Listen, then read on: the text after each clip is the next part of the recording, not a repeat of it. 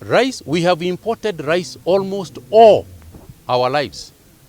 In the last 3 years, for example, we have imported an average of about 700,000 metric tons of rice per year.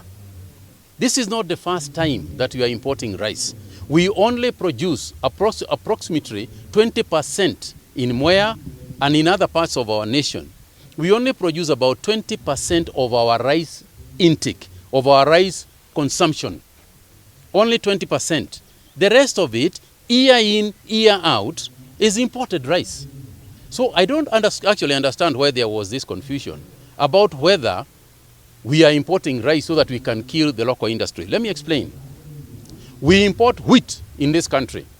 90% of the wheat that we consume in Kenya is imported. But we also have our farmers in Narok, in Timau, and elsewhere. And the practice is as follows. We ensure that the local producers are taken care of. We make sure that we buy all the wheat that is in the country as we allow for imports to come in. And we will make sure that we will buy all the rice that is in this country, even as we allow for rice to come in. So there should be no panic. There should be no panic from any farmer that we are going to import rice at the expense of the local farmer. I cannot myself supervise, such an exercise.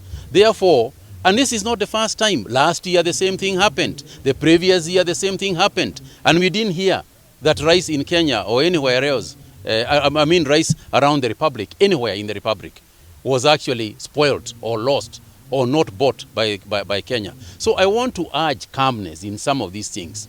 Let not a propagandist start just talking for the sake of talking, where everybody has become an expert about everything.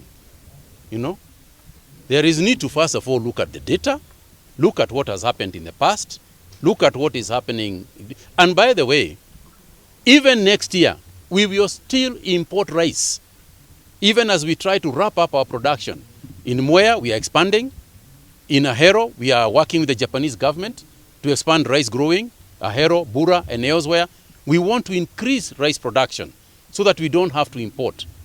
But we are importing about 80%.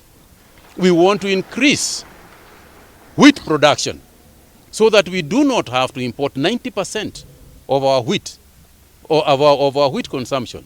We also want to increase palm oil and other oil-based for cooking oil, because we are also importing over 90% of cooking oil. So my good friends, let's be factual about these things. And perhaps sometimes we are the ones who are falling short of explaining these things to you so that you can be factual in your reporting.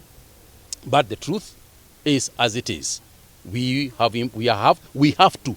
If we do not import rice, it means that the price of food in Kenya will become unattainable for a lot of people. It means that the price of, if rice increases to the extent where people cannot be able to buy rice, what they do then is shift to something else. For example, they go to maize. Then the demand for maize increases so much that maize becomes very expensive. So we have to maintain a certain balance where we have got local production, we have got imported foodstuffs, but we have got to maintain a balance, a very delicate balance, where the farmer is selling the rice that they are producing and getting paid for it, where the consumer, the person who eats rice or consumes wheat, must also be supplied at a price that they can afford, so that we have got, and as I say, it's a delicate balance. And that's my mission. My mission is to make sure that the farmer is protected, but also the consumer, is also protected, that food does not become so expensive that they can't afford it.